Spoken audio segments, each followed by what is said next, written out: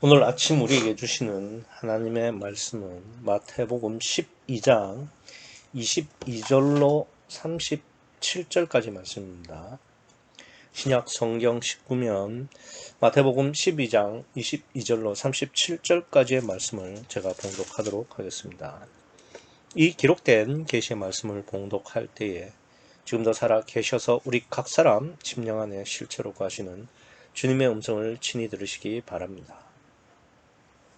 그때에 귀신 들려 눈멀고 벙어리 된 자를 데리고 왔거늘 예수께서 고쳐주심에 그 벙어리가 말하며 보게 된지라.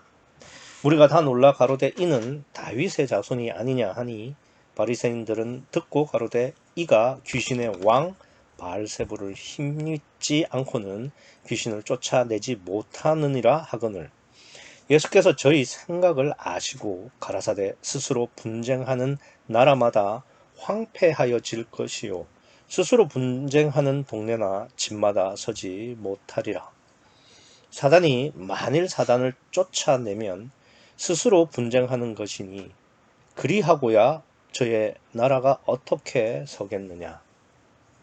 또 내가 바알세불을 힘입어 귀신을 쫓아내면 너희 아들들은 누구를 힘입어 쫓아내느냐. 그러므로 저희가 너희 재판관이 되리라. 그러나 내가 하나님의 성령을 힘입어 귀신을 쫓아내는 것이면 하나님의 나라가 이미 너희에게 임하였느니라. 사람이 먼저 강한 자를 결박하지 않고야 어떻게 그 강한 자의 집에 들어가 그 세간을 늑탈하겠느냐. 결박한 후에야 그 집을 늑탈하리라. 나와 함께 아니하는 자는 나를 반대하는 자요 나와 함께 모으지 아니하는 자는 해치는 자니라. 그러므로 내가 너희에게 이르노니 사람의 모든 죄와 회방은 사하심을 얻되 성령을 회방하는 것은 사하심을 얻지 못하겠고 누구든지 말로 인자를 거역하면 사하심을 얻되 누구든지 말로 성령을 거역하면 이 세상과 오는 세상에도 사하심을 얻지 못하리라. 나무도 좋고 실과도 좋다 하든지 나무도 좋지 않고 실과도 좋지 않다 하든지 하라. 그 실과로 나무를 아느니라. 독사의 자식들아 너희는 악하니 어떻게 선한 말을 할 수 있느냐. 이는 마음에 가득한 것을 입으로 말함이라. 선한 사람은 그 쌓은 선에서 선한 것을 내고 악한 사람은 그 쌓은 악에서 악한 것을 내느니라. 내가 너희에게 이르노니 사람이 무슨 무익한 말을 하든지 심판날에 이에 대하여 신문을 받으리니 내 말로 의롭다 함을 받고 내 말로 정죄함을 받으리라. 아멘. 오늘 본문은 길기도 길지만 안에 내용들이 너무 복잡하고 다양해서 조금 해설, 강해 같은 설교가 되지 않을까 그렇게 생각이 됩니다. 오늘은 뭐 쓸데없는 소리 할 시간도 없고 빨리빨리 설교를 진행하도록 하겠습니다. 오늘 본문은 예수님께서 공생애 때 그 병 고친 사역 중에 많은 사역 중에 하나가 아니에요. 사실 오늘 본문은 성경을 통틀어서 유일한 사건이다 해도 과언이 아닐 정도입니다. 왜 유일한 사건이라고 이야기를 하느냐? 성경을 통틀었습니다. 신약 구약 다 합쳐서 23절을 보시면 무리가 다 놀라 가로되 이는 다윗의 자손이 아니냐. 보시면 22절에 눈멀고 벙어리 된 자를 데리고 와서 예수님께서 그걸 고쳐주셨어요. 그랬더니 23절에 무리가 이 다윗의 자손 아니냐라고 반응을 하는 겁니다. 여러분이 그 성경을 읽은 것 중에서 그러니까 예수님께서 병을 고쳐주신 다음에 이렇게 다윗의 자손, 즉 메시아로 평가받은 적이 있었습니까? 오병이 여때 왕을 삼으려고 한 적은 있었죠. 근데 이렇게 병 고치시고 난 다음에 다윗의 자손이 아니냐라고 말한 적은 없습니다.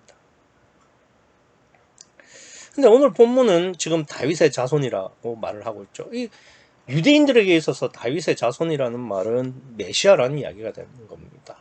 왜냐하면 유대인들은 이 땅에 예수님께서 자신들, 즉 이스라엘을, 유대인을 그러니까 최고의 민족, 최고의 나라로 만들어서 이 땅에서 행복하게 영원히 사는 유토피아를 꿈꾸고 있기 때문에 그래요.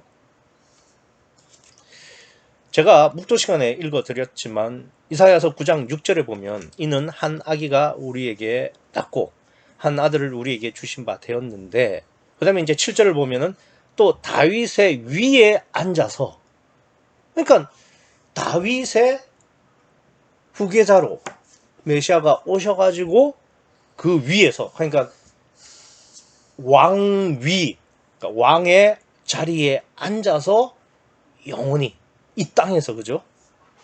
다스린다. 이게 유대인들이 바라는 메시아 대망 사상입니다. 그러니까 지금 이 무리가 야, 다윗의 자손 아니냐라고 말하는 것은 메시아 아니냐라는 말이에요. 뭐 많은 무리를 고친 것도 아니라 딱 한 사람이잖아요. 눈 멀고 벙어리 된 자를 고쳤더니 다윗의 자손 아니냐? 그러니까 이게 오늘 본문이 아무렇지 않게 보여도 굉장한 사건입니다.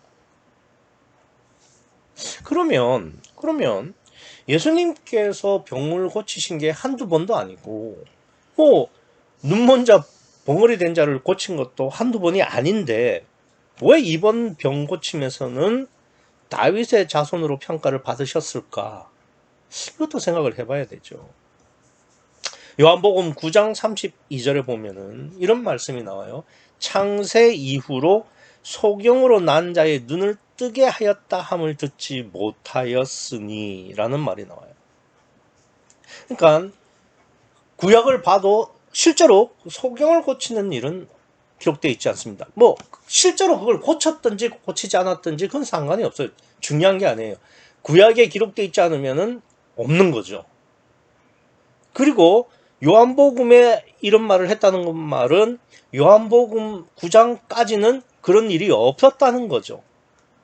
그런데 이제 뭐 복음서 순서상으로는 오늘 본문이 조금 더 앞섭니다. 그럼 뭐 그 사람이 뭐 소식을 전해받지 못했든지 그랬겠죠.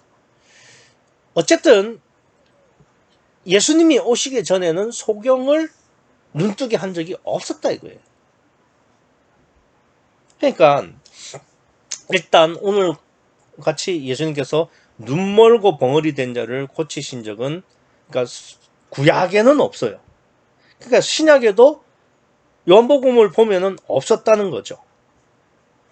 그리고 마태복음 9장, 뭐 지금 12장인데 그 9장 조금 앞으로 가면은 예수님께서 공교롭게도 소경과 벙어리를 각각 고치는 사건은 나와요. 그러니까 한 사람은 소경, 한 사람은 벙어리, 이렇게 소경을 먼저 고치고 나가자마자 벙어리가 들어오고 이런 경우는 있었어도 오늘 본문처럼 아예 그냥 눈 멀고 벙어리 된 자가 딱 이렇게 한 사람 안에 이렇게 돼서 온 것은 최초다 이겁니다.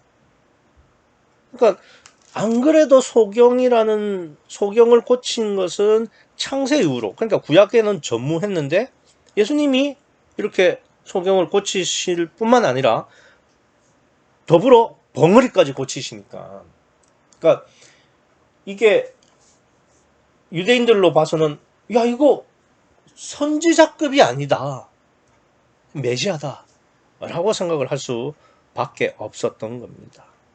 근데 이 사람들이 눈 멀고 벙어리 된 자를 고치는 것을 보고 예수님을 메시아로 생각하는 것은 좀 문제가 있죠.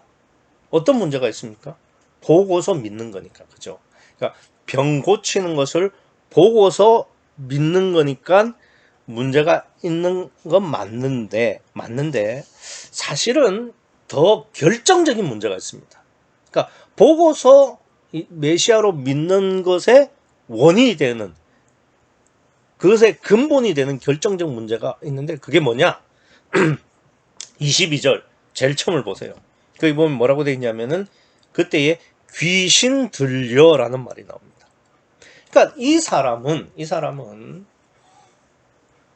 눈 멀고 벙어리 된 이유가 어떤 육체적인 결함이나 외부적인 영향이 아니라 어떤 문제 때문에 눈 멀고 귀신 들렸다고요? 벙어리 됐다고요? 귀신 들렸기 때문에. 그러니까 이 사람의 눈을 뜨게 하고 말을 할 수 있는 방법은 뭐냐? 귀신을 쫓아내면 돼요. 그걸 예수님께서 22절에 그렇게 하시죠. 예수께서 고쳐주시매라는 말은, 고쳐준다는 말이 여기서 어떻게 고쳤다는 거예요? 병을 고쳤다? 그게 아니죠. 귀신을 쫓아내심에 그 벙어리가 말하며 보게 된 거잖아요. 그러니까 사람들이 아이고 그러니까 소경이랑 벙어리를 고쳤네, 와 대단하다, 메시아 아니냐, 이게 그러니까 그렇게 보고 메시아로 추정, 짐작하는 것이 문제이긴 한데, 보다 본질적인 이유는 뭐냐면은 귀신 들린 것을, 귀신 쫓아내서 고친 것을 모른다는 사실입니다. 당연히 우리 인간은 속을 볼 수 없으니까, 영은 무감지 무의식 무의지라서 귀신 들린 것도 모르고 귀신 쫓겨나가는 것도 모르니까 이럴 수밖에 없는 것이긴 하지만, 그게 문제라 이겁니다. 그게 인간이니까 어쩔 수 없다가 기독신앙에서는 안 통해요. 그래서 유대인들이 보기에는 지금까지 아무도 하지 못한 눈 멀고 벙어리 된 자를 고치는 특별한 능력자로서 메시아다는 이야기가 되겠지만, 근데 성경은 처음부터 22절에 귀신 들려로 조건을 제시하고 있어요. 이렇게 분명히 말씀하신 다음에, 그러니까 귀신 들려서 눈 멀고 벙어리 된 거다라고 말한 다음에, 여기 보시면 예수께서 고쳐주셨다는 게 우리 생각에는 병 고쳤다고 자꾸 생각하는데 그게 아니고 귀신을 쫓아내시매라는 이야기입니다. 그러니까 여러분들도 혹시 병 고치는 걸로 생각하셨다면은 이제 첫 단추부터 잘못 깬 거고, 본문은 분명히 귀신을 쫓는 이야기입니다. 그러니까 오늘 본문은 뭐가 주제냐? 22절 그대로 보시면 돼요. 그때에. 그러니까 지금까지 뭘 지금 계속 이야기를 하냐면은 예수님이 어떤 분이시냐 라는 주제를 가지고 쭉 이어왔잖아요. 그러니까 침례 요한이 오실 그이가 당신이 오니까, 아니면 우리가 다른 일을 기다리오리까 로부터 시작해가지고 예수님이 안식일의 주인이다, 그죠? 그리고 나서 예수님께서 한편 손 마른 사람을 회당에서 회복하게 하시는 거. 그러니까 예수님은 안식일의 주인으로서 우리에게 안식을 주시고 자유를 주시고 구원을 주시고 천국을 가게 하시는 그런 메시아다라고 말씀을 하신 다음에, 그때에, 그러니까 예수님이 어떤 분이시냐면은 귀신을 쫓아내시는, 그러니까 다르게 말씀을 드리면은 이제까지 아무도 할 수 없는 귀신을 쫓아냈다는 것은 귀신을 제압할 수 있는 능력이 있다는 겁니다. 뭐 선지자처럼 한 번 하고 뭐 간단한 거 고치고 그런 게 아니라, 귀신을 아예 뿌리부터 완전히 제압할 수 있는 그런 영적 능력을 전능하신 하나님이시다, 이야기를 하고 싶은 거죠. 그래야 29절이 자연스럽게 연결이 됩니다. 29절에 보시면 이런 말씀이 있죠. 사람이 먼저 강한 자를 결박하지 않고서야 어떻게 그 강한 자의 집에 들어가 그 세간을 늑탈하겠느냐. 결박한 후에야 그 집을 늑탈하리라. 그러니까 이 말도 사실 29절도 사실 뜬금없어요. 진짜 솔직히. 아니 뭐 병 고치는데 갑작스럽게 무슨 뭐 강한 자의 집에 들어가서 강한 자를 결박하고 그래야 세간을 늑탈한다? 이게 무슨 이야기입니까? 물론 뭐 우리가 부분적으로는 이해를 할 수 있고 또 뭐 해석을 할 수 해석할 수 있을지 모르겠지만, 병 고치는데 느닷없이 이 말씀을 왜 하냐 이거예요. 사실 그 앞에 바리새인들이 듣고 가로되 24절에 이가 귀신의 왕 바알세불을 힘입지 않고는 귀신을 쫓아내지 못하느니라. 그러니까 이 말도 뜬금없는 거죠. 아니 병 고치는데 갑자기 이 이야기를 왜 하느냐 이거예요. 그런데 바알세불은 아니 바리새인들은 지금 예수님께서 귀신을 쫓아내시고 귀신을 제압하시고 영적인 문제라는 것을 그나마 알고 있는 거예요. 대단한 거죠. 안 그렇습니까? 그러니까 지금 예수님이 하시는 사역이 단순히 병을 고치는 것이 아니라 영적 역사다. 이건 영적 문제다라는 것을 바리새인들은 알고 있는 거예요. 그러니까 여기 보시면은 이 무리들이 다 놀라 가로되 이는 다윗의 자손이 아니냐. 그러니까 병 고치는 걸 보니까 와 대단하다 메시아네 라는 차원이 아니라 바리새인들은 이거는 영적 역사다. 그러니까 22절에 귀신 들려라는 말에 적합한 반응을 보이는 거죠. 그러니까 사실 그런데 그러니까 오늘 본문에 예수님께서 귀신을 쫓아내는 그러한 사역을 말씀하시는 거다라는 것에 대한 인식이 없으면 솔직히 24절에 바리새인들 말도 엉뚱한 말입니다. 갑자기 이 말이 왜 나오냐 이거예요. 그런데 갑자기가 아니라 이렇게 말해야 맞는 거죠. 그런데 우리가 지금까지 앞에까지는 안식일에 대해서 이야기를 했어요. 예수님께서 안식의 본질의 의미인 자유, 그 자유를 통한 구원, 그리고 천국, 이렇게 연결이 된다. 그러니까 안식이라는 원래 개념은 모든 육체를 다 벗고 영적인 자유를 하는 것이다. 그런 거죠. 근데 오늘 본문에 이 귀신 쫓는 거랑 안식이랑 무슨 상관이 있느냐? 이렇게 생각을 할 수도 있죠. 근데 금방 말씀을 드린 것처럼 안식이 자유고 구원이고 천국이라고 한다면은 근데 우리가 기독신앙이라는 것은 원칙적으로 영적 문제거든요. 그럼 우리는 왜 자유를 못합니까? 근데 돈이 없어서 돈이 없으면은 물질적으로 자유하지 못하는 것도 사실이죠. 그런데 바울이 빌립보서 4장 11절에서 이런 말을 해요. 내가 궁핍함으로 말하는 것이 아니라 어떠한 형편에든지 내가 자족하기를 배웠다. 그러니까 어떠한 형편이라는 말은 궁핍할 때도, 지금 궁핍하다는 이야기예요. 궁핍할 때도 또 구할 때도 각각 있었는데 어떠한 상황에서도 자기가 자유하기를 배웠다는 겁니다. 그러니까 우리에게 있어서 자유라는 것은 돈이 있고 없고의 문제가 아닙니다. 내가 자유할 수 있느냐 없느냐의 문제가 되는 거죠. 그러니까 결국 우리에게 있어서 인간에게 있어서 본질적인 자유는 돈이나 물질이나 혹은 외부적 환경의 문제가 아닙니다. 뭐의 문제다? 마음의 문제라는 겁니다. 사도 바울의 말을 따라 성경 말씀으로 따지면 말입니다.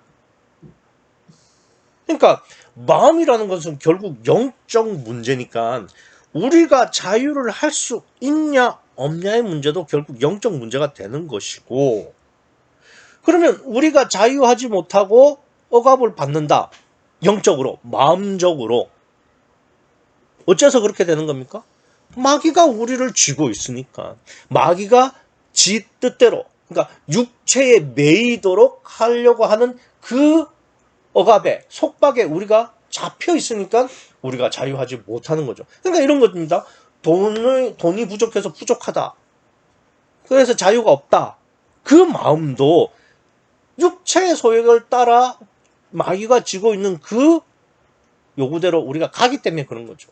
그러니까 사도 바울은 반대로 그 어떠한 형편이든지 내가 자유하기를 배웠다는 이야기는, 그러니까 그러한 상황 속에서도 자기는 자유했다는 이야기입니다.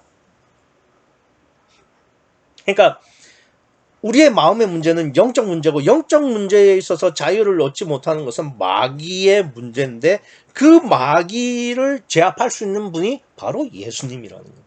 그러니까 눈 멀고 벙어리 된 자를, 근데 이 눈 멀고 벙어리 된 자가 다른 이유가 아니라 귀신 들려서 그렇게 된 자를 예수님께서 지금 고쳐주신다는 것은 그 이 눈 멀고 벙어리 된 자를, 그러니까 귀신 들려 눈 멀고 벙어리 된 자를 이렇게 고쳐주시는 것은 예수님께서 우리의 영을, 내 심령을 자유케 하시는 분이다.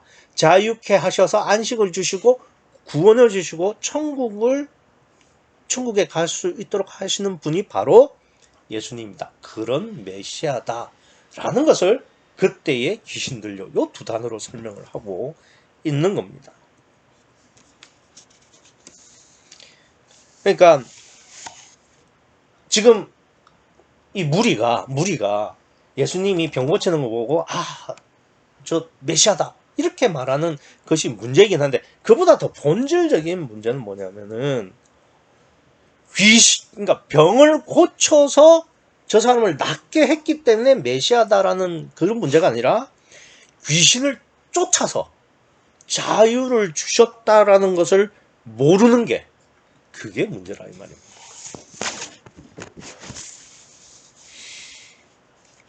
그래서 오늘 본문의 22절의 첫 두 단어, 그때의 귀신 들려, 요 부분을 파악하지를 못하면은 나머지 것들은 전부 중구난방이에요. 중구난방. 정말 본문이 길잖아요.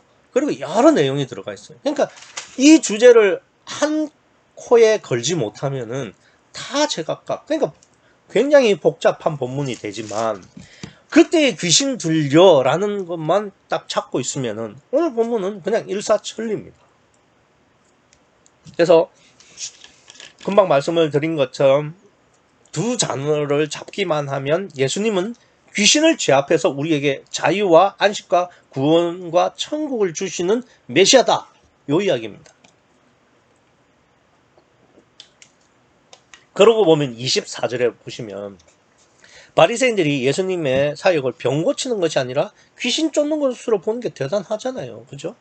그래서 기독교인들은 틈만 나면 뭐 바리새인들이 어떻고 저떻고 막 굉장히 때려잡지만, 솔직히 기독교인들의 수준은 3절의 무리 수준이에요. 그냥 보고 판단하는 거. 그냥 병 고쳐주시면 좋은 하나님, 병 안 고쳐주시면 섭섭한 하나님, 뭐 그런 거죠.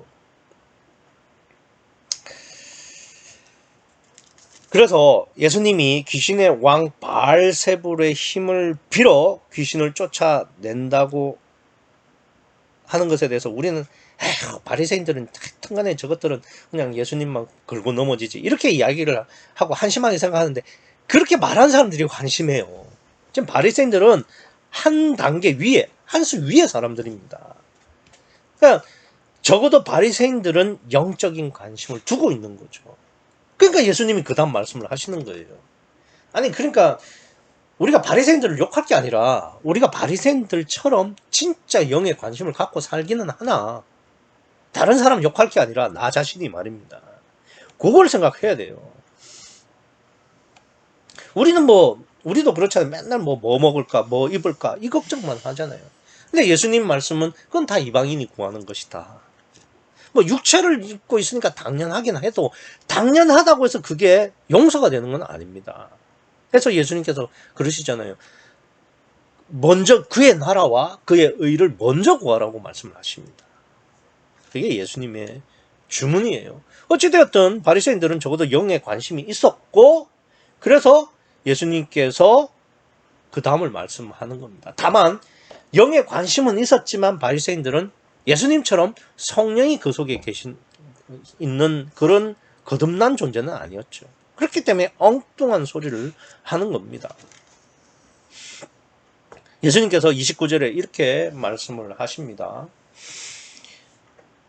그러니까 바리새인들의 그 엉뚱한 소리에 대한 대답이 29절이라 이 말이죠. 그래서 예수님께서 사람이 먼저 강한 자를 결박하지 않고서야 어떻게 그 강한 자의 집에 들어가 그 세관을 넉탈하겠느냐, 결박한 후에야 그 집을 넉탈하리라. 그러니까 이런 부분은 뭐 영적 세미나를 통해서 이미 정립하신 분들은 많겠습니다만 간단히 그래도 정리를 하면은 여기 보면은 사람이 나오죠. 그리고 강한 자가 나오고 그리고 세간이 나옵니다. 그리고 집에 들어가 강한 자의 집 이렇게 네 가지 정도를 좀 생각해야 될 것 같아요. 그러니까 강한 자의 집은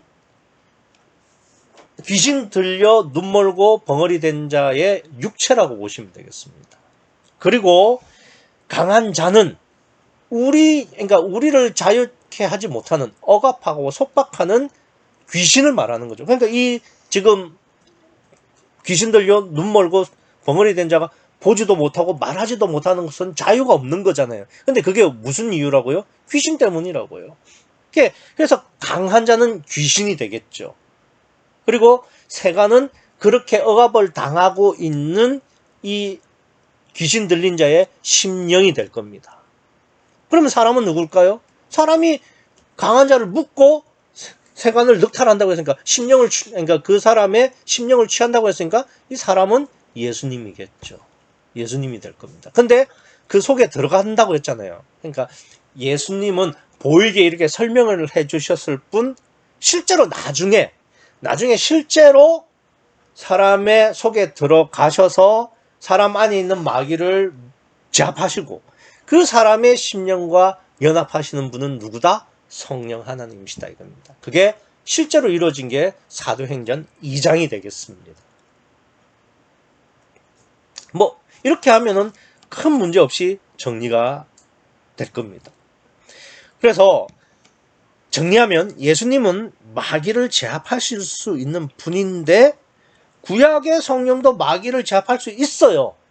다른 점은 예수님은 우리 몸 안에 들어오셔서 그래서 29절에 보면은 강한 자의 집에 들어가라고 되어 있습니다. 그러니까 이게 다른 거예요.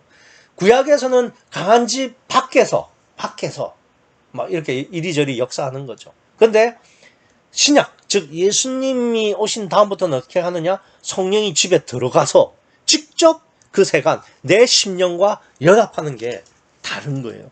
물론 예수님은 그걸 보여주시려고 이 땅에 오신 거죠. 그러니까 모델로 오신 것이고 실제로는 성령이 들어가십니다. 뭐 성령도 보혜사께서 들어가시죠. 어쨌든 그 예수님이 들어가셔서 그렇게 한다.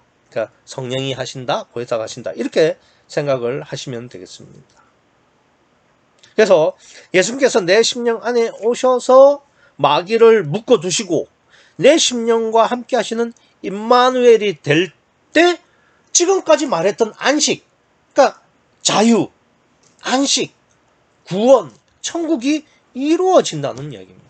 그게 뭐냐? 지금 22절에 지금 귀신 들려 눈 멀고 벙어리 된 자를 고치셔서 그 자를 자유케 하시는 거예요. 그걸 보이게 설명하시는 겁니다. 예수님이 우리 안에 들어오셔가지고 막 하면 아무도 모르잖아요. 그러니까 보이게 설명을 하시는 거예요.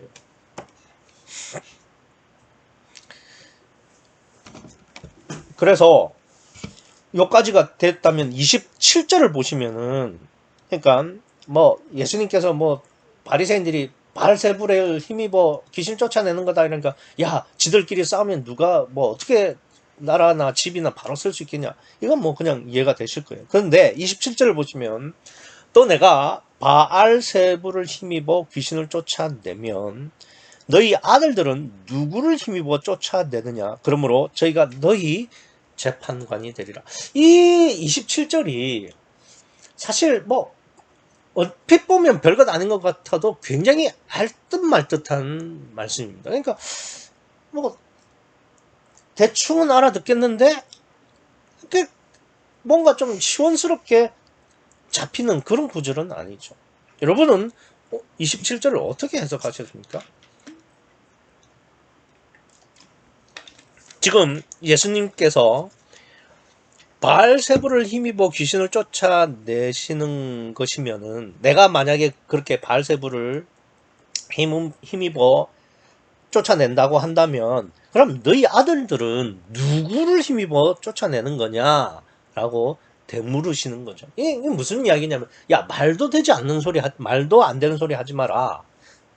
이 말이잖아요. 그러니까 무슨 이야기가 되는 거냐면은 이거는 실제 사실은 아니죠. 왜 그러냐면 아니 그러니까 바리새인들이 전부 아들이 있는 것인지도 모르고 아들들이 있다고 해도 그 아들들이 귀신을 쫓는 뭐 선지자입니까? 누굽니까?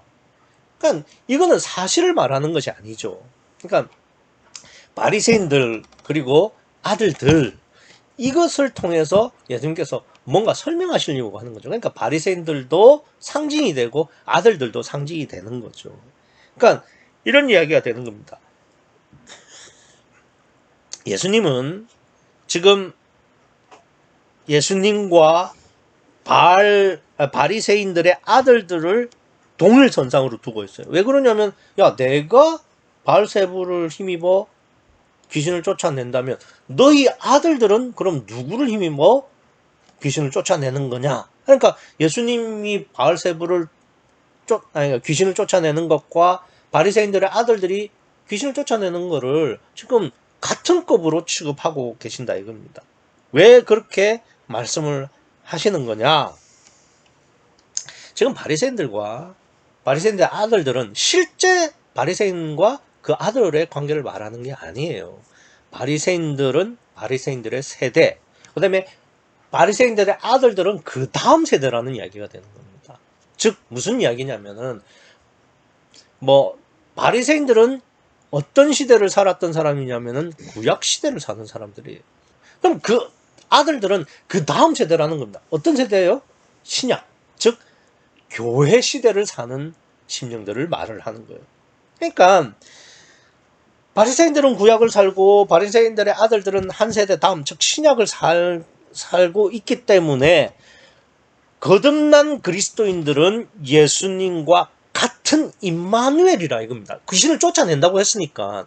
그러니까 귀신을 쫓아낸다는 것은 예수님처럼 같은 성령의 능력으로 귀신을 쫓아낸다는 이야기입니다. 예수님의 뜻은. 그러니까 바리새인들은 구약을 살 수밖에 없는데 그 다음 세대인 바리새인들의 아들들은, 그래서 구원받은 자들은 예수님처럼 성령으로 귀신을 쫓아낼 수 있는 임마누엘된 존재라는 이야기를 하는 겁니다. 그래서 28절을 보면 이렇게 돼 있죠.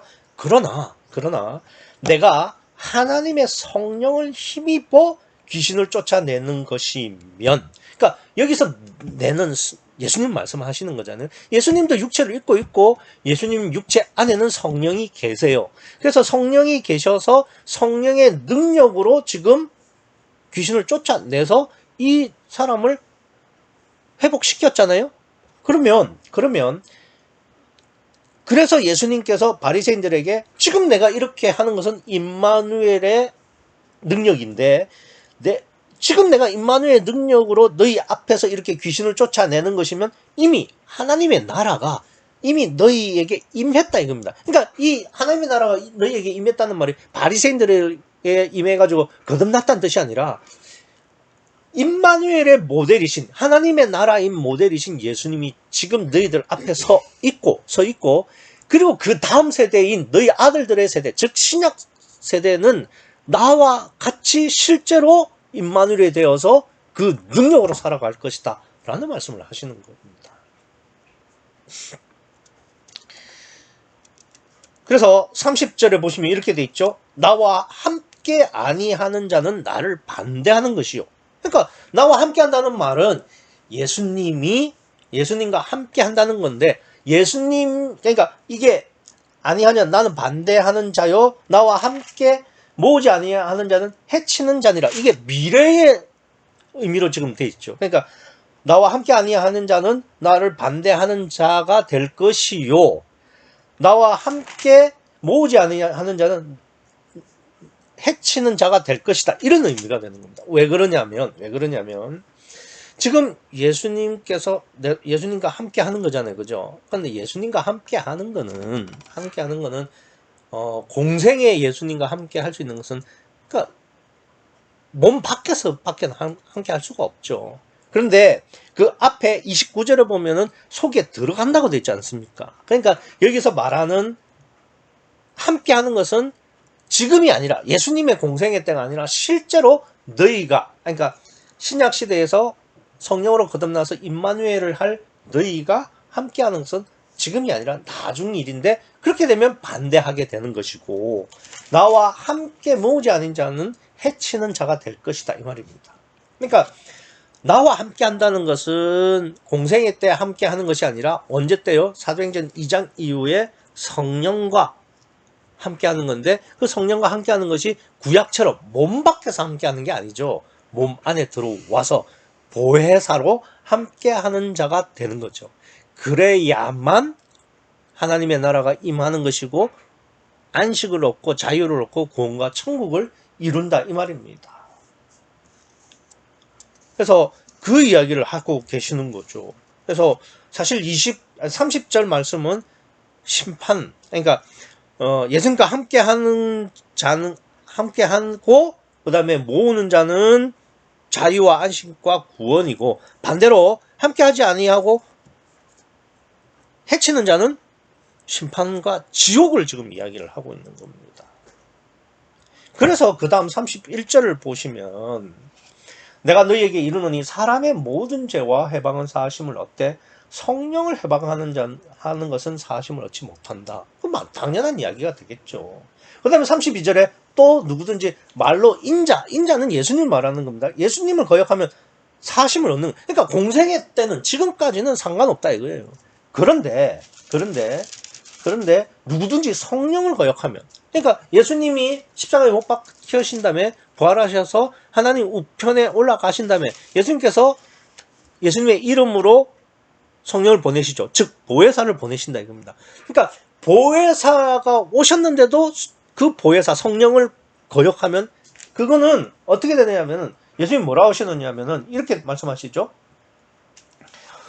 32절 하반절에 그러니까 누구든지 성령을 거역하면 이 세상과 오는 세상에도 사하심을 얻지 못하는 스칸달론 된다 이겁니다. 그러니까 지금 예수님이 말씀하시는 것은 이런 이야기죠. 나는 귀신을 제압해서 너희의 심령과 함께함으로 너희에게 자유와 안식과 구원과 천국을 줄 메시아다. 그런데 그 너희에게 안식과 자유와 천국과 구원을 줄 자는 내가 아니라는 거예요. 내가 아니라. 왜? 사람의 모든 죄와 회방은 사심을 얻는다 이거예요. 여기서의 사람은 예수님을 말하는 겁니다. 그리고 누구든지 말로 인자를 거역하면 이것도 예수님을 말하는 거예요. 그러니까 야, 내 말은 지금 너희가 뭐 귓등으로 안 듣고 그냥 넘겨도 그래도 괜찮아. 근데 사도행전 2장 이후에 정말 성령이 보혜사가 오신 다음에 그 다음에도 너희들이 성령을 거역하면 이 세상에서도 어느 세상에서도 사실은 스칸달론 된다. 이 말씀 하시는 거예요. 그러니까 예수님이 말씀하시는 건 뭐냐면 너희에게 실제로 심령의 자유와 안식과 천국과 구원을 주실 분은 성령이시다. 요 이야기를 하는 겁니다. 오직 성령이에요. 그러니까 예수님은 모델일 뿐이다라고 지금 말씀을 하시는 거죠. 그래서 이런 맥락을 우리가 잡지를 못하면 막 구절구절이 정말 뜬금없어요. 아니 솔직히 그냥 이렇게 기준을 잡지 않고 본문을 쭉 읽어가시면 이 이야기했다가 저 이야기했다가 아니 그러니까 개개의 뭐 이야기들은 알겠고 뭐 뜻을 이해를 하겠는데 이걸 쭉 연결시켜서 이게 뭔 뜻인데 라고 하면은 이게 왜 이렇게 연결이 됐지? 이렇게 될 정도입니다. 그러나 지금 예수님이 내가 누구냐? 그리고 귀신 들린 것이 왜 문제고 그것을 회복시키는 것이 어떠한 의미를 가지고 있느냐를 파악하고 있다면 그런 주제의식만 갖고 있다면 본문은 전혀 문제가 없어요. 일렬로 정렬이 된다 이 말입니다. 그리고 나서 이제 33절을 보면 33절도 느닷없잖아요. 안 그렇습니까? 아니 무슨 병 고치는데 아니 귀신을 쫓아내고 사람들이 보기엔 병 고치는데 이걸 왜 34절 말씀을 왜 하는 겁니까? 귀신 이야기 또 실컷 하다가 갑자기 나무도 좋고 이런 이야기는 왜 하냐 이거예요. 그러니까 예수님이 지금 말씀하시는 것이 뭐냐면은 결국 나는 메시아지만 너희의 심령을 자유케 하고 구원을 얻게 하는 분은 성령이시다. 근데 그 성령이 안에 들어가셔야 된다. 라는 점을 이해를 못하면은 33절의 말을 왜 하는지 몰라요. 그런데 그것을 내가 인지를 하고 33절을 보면은 당연한 이야기죠. 왜냐? 나무도 좋고 실과도 좋다 하든지 나무도 좋지 않고 실과도 좋지 않다 하든지 하라. 그 실과로 나무를 아느니라. 아니, 실과로 나무를 어떻게 알아요? 이거는 행위를 보고 중심을 안다는 건데 말이 됩니까? 근데 오늘 본문에서 말씀하시는 것처럼 예수님 말씀처럼 성령이 너희 속에 들어가서 너희에게 자유와 안식과 구원과 천국을 줄 것이다 라는 것을 알게 되면 그건 맞는 이야기죠. 안 그렇습니까?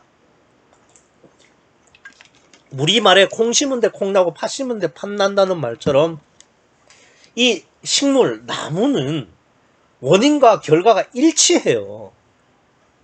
그러니까 성령이 안에 계시면은 당연히 그 실과도 좋을 수밖에 없고요. 마귀가 그 안에 있으면은 당연히 틀림없이 실과도 나쁠 수밖에 없어요. 그러니까 그 행위를 보면은 그 사람 속에 성령이 있는지 마귀가 있는지 알 수 있다니까요. 뭐 단편적으로 보고는 모르죠. 그런데 그것도 알 수 있죠. 왜? 성령이 역사하시면 귀신 들려 벙어리 되고 눈 멀고 벙어리 된 자를 이 사람들이 몰랐잖아요. 근데 성령으로 거듭난 자는 하나님께서 원하시면 알 수 있게 하시죠. 왜? 그러니까 성령으로 거듭난 그리스도인들은 행위가 선할 수밖에 없어요. 그 선이라는 것은 우리 인간 기준의 선과 악이 아니에요. 하나님 뜻대로 하느냐 안 하느냐. 그 하나님 뜻대로 하는지 안 하는지 어떻게 아느냐. 그건 성령으로 거듭나면 압니다. 아니 그래도 성령으로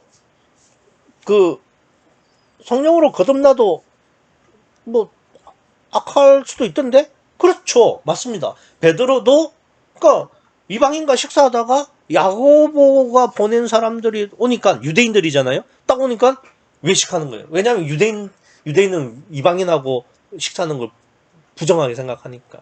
그러니까 유대인들이 딱 오니까 베드로가 아닌 척하다가 뭐 나가다가 바울한테 야단 맞죠. 그뿐입니까? 바울도 성령이 마케도냐로 넘어가라고 하는데도 소아시아에서 꼼짝도 안 하고 계속 전하려고 하다가 나중에서 해가지고 성령으로 거듭나도 악할 수 있습니다. 악할 수 있어요. 근데 그 성령으로 거듭난 그 당시에 베드로와 바울은 육에 고착돼 있었죠. 그러니까 그때는 성령과 연합 안 돼 있는 상태죠. 그러니까 악한 거예요.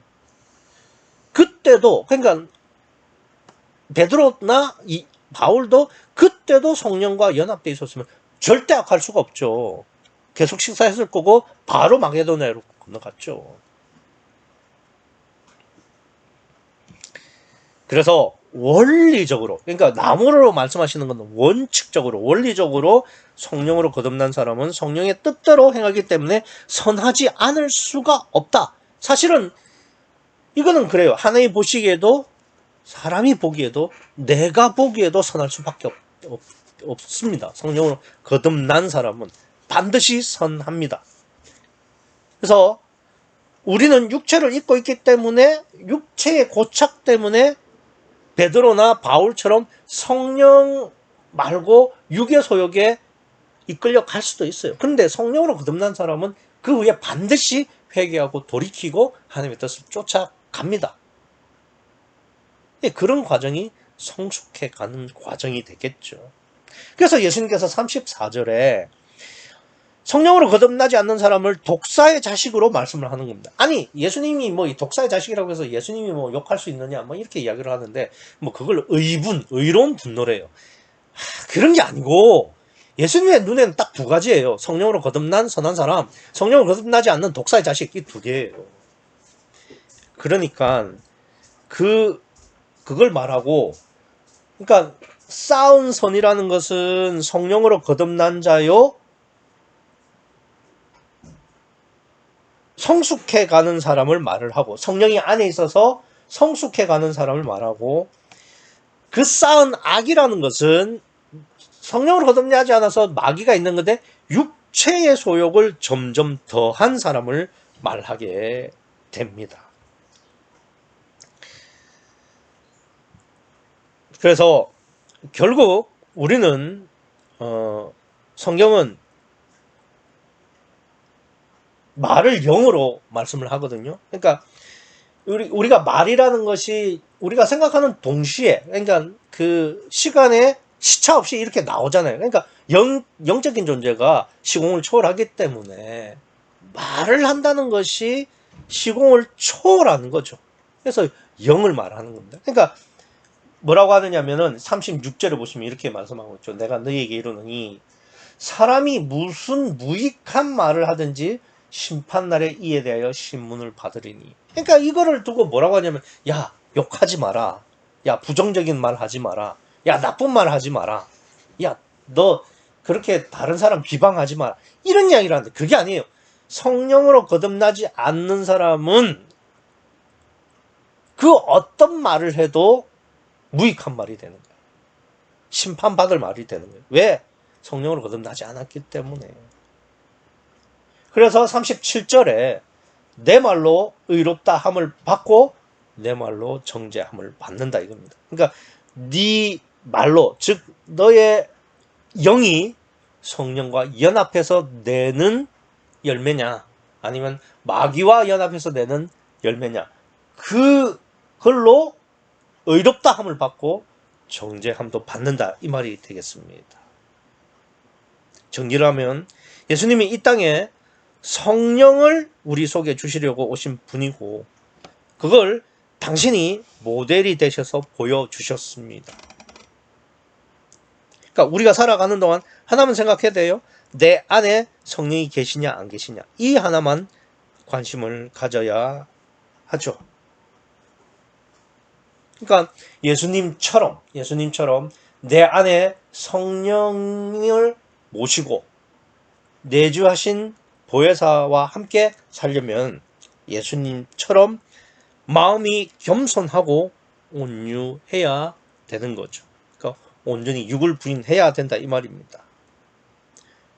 온전히 나를 부인하시고 예수님처럼 속에 보혜사 성령을 두셔서 쌓은 선으로 선한 말을 하심으로 선한 삶을 사시는 여러분과 제가 되기를 간절히 바랍니다. 기도하시겠습니다.